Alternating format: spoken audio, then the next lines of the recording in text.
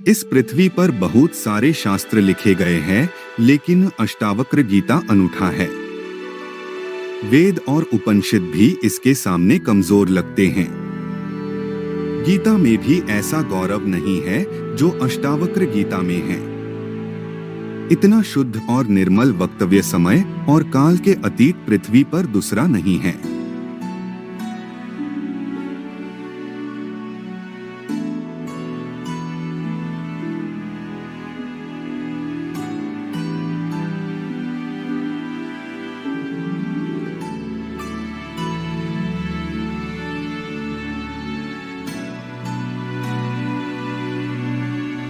एक दिन ऐसा हुआ कि महर्षि कहोर वेद के किसी मंत्र का उच्चारण बता रहे थे।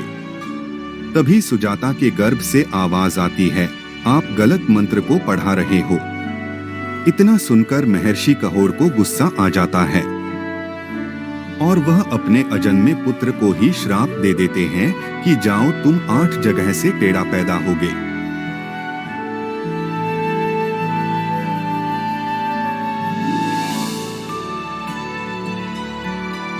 यह संवाद कहोर ऋषि के पुत्र अष्टावक्र और राजा जनक के बीच घटित हुआ।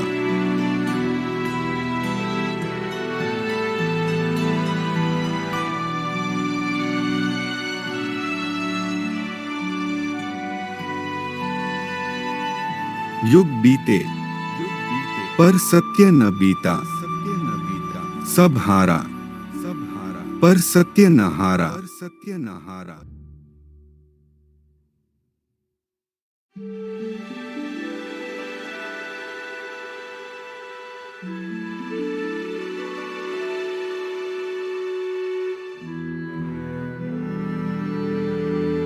जब जनक राजा के दरबार में विशाल शास्त्रार्थ रचा गया, तब महज अष्टावक्र 12 वर्ष के थे और उनके पिता वंदिन नामक पंडित से करीबन हार चुके थे। जनक राजा ने विजेता को बहुत बड़ा इनाम रखा था।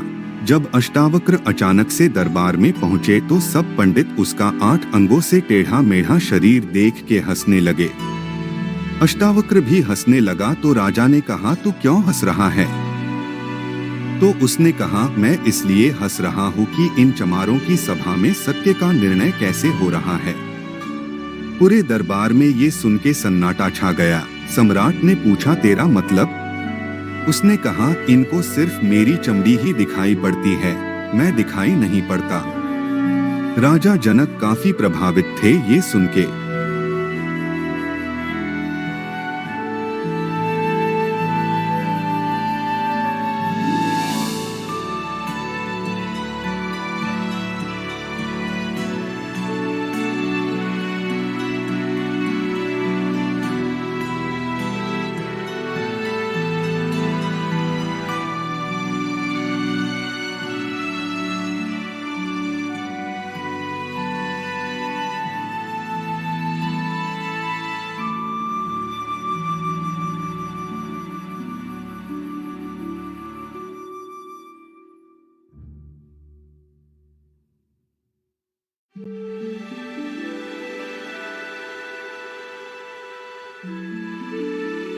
अष्टावक्र जी की उपदेश से जनक जी को आत्मा का साक्षात्कार हुआ।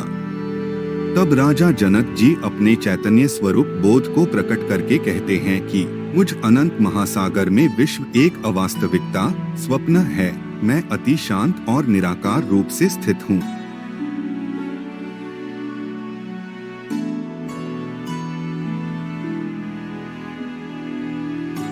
उस अनंत और निरंजन अवस्था में न मैं का भाव है और न कोई अन्य भाव ही।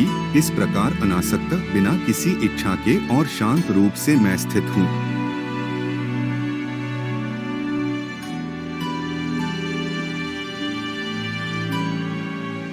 आश्चर्य, मैं शुद्ध चैतन्य हूँ और यह जगत असत्य जादू के समान है।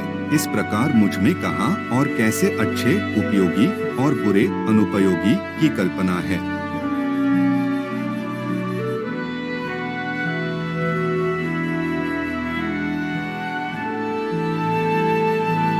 श्री अष्टावक्र कहते हैं, तब बंधन है जब मन इच्छा करता है, शोक करता है, कुछ त्याग करता है कुछ ग्रहण करता है, कभी प्रसन्न होता है या कभी क्रोधित होता है।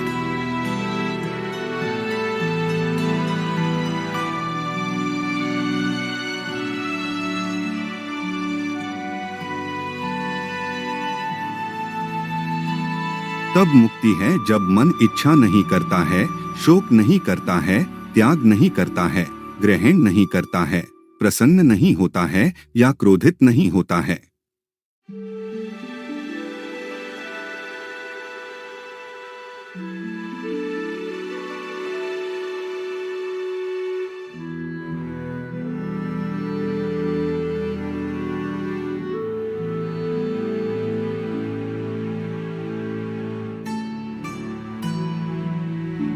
तब बंधन है जब मन किसी भी दृश्यमान वस्तु में आसक्त है। तब मुक्ति है जब मन किसी भी दृश्यमान वस्तु में आसक्ति रहित है।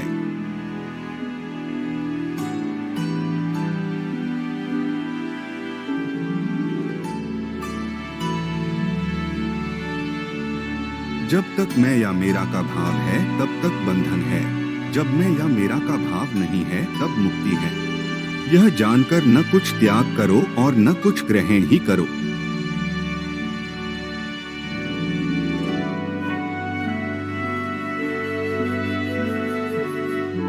श्री अष्टावक्र कहते हैं, यह कार्य करने योग्य है अथवा न करने योग्य, और ऐसे ही अन्य द्वंद्व हाँ या न रूपी संशय कब और किसके शांत हुए हैं। ऐसा विचार करके विरक्त उदासीन हो जाओ, त्यागवान बनो, ऐसे किसी नियम का पालन न करने वाले बनो।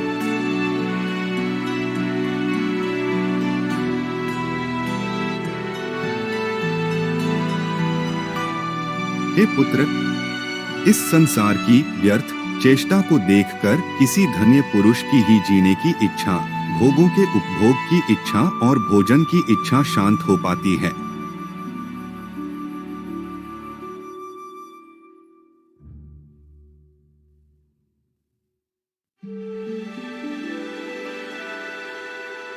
यह सब अनित्य है, 3 प्रकार के कष्टों, दैहिक, भाग्य और धन से घिरा है, सारहीन है, निंदनीय है, त्याग करने योग्य है। ऐसा निश्चित करके ही शांति प्राप्त होती है।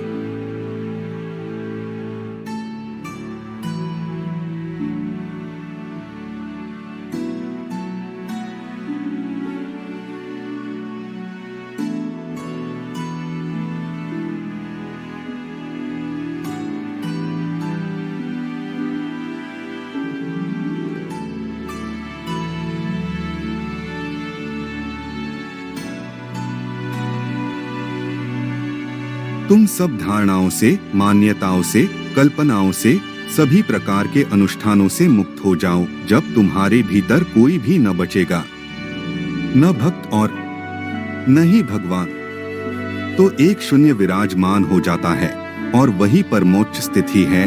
उस घड़ी ना संवाद होता है ना विवाद होता है। सब संवाद और विवाद सिर्फ मात्र कल्पनाएं हैं।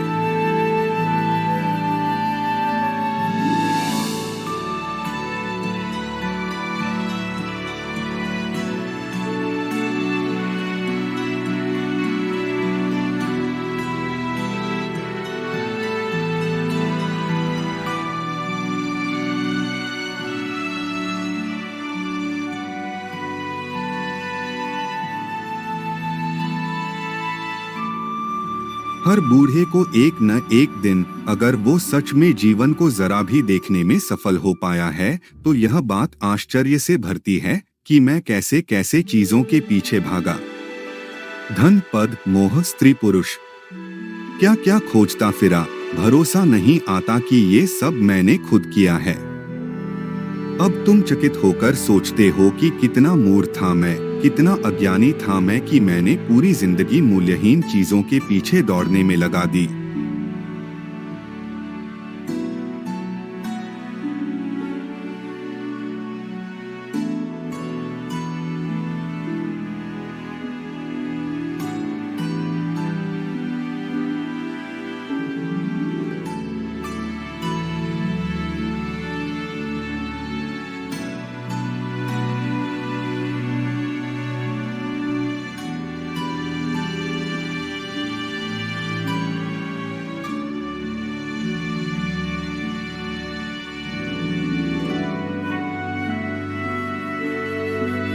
अगर आपको यह चैनल पसंद आया हो तो कृपया इसे सब्सक्राइब करें, शेयर करें और कमेंट करना ना भूलें।